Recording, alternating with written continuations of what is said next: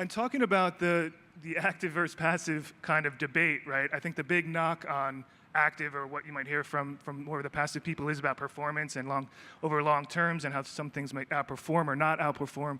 And I'm wondering if there's any kind of truth, or how that kind of plays out, and how you all kind of think about that. I know I saw some data just today from Morningstar that 57% of actively managed funds outperformed passive counterparts in 2022.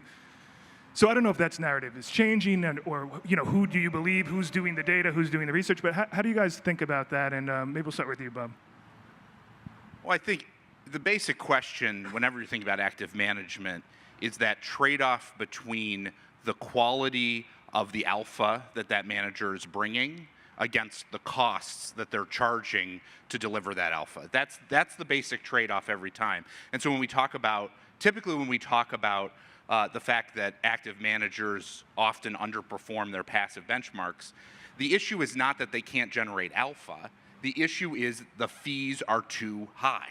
And that is a critically important trade-off that you have to think about anytime you're evaluating an active strategy. And I think one of the things, just going back to what I just said, that has really changed by bringing the sort of active ETF infrastructure in place is that those sorts of strategies that are, say, sophisticated enough to run in, typically 2 and 20 style structures and fund structures, many of them, not all, but many of them can be brought into the ETF style wrapper, right? And they can be run in a much more efficient way. And what that means is that for most investors, we're increasingly seeing their ability to access better alpha, better active management in a way that's cheaper for the operator, for the issuer to execute. And that combination of things means that we're likely to see better outcomes for investors net of fees when it comes to active management than we've seen, with the old traditional mutual funds or 2 and 20 fund products.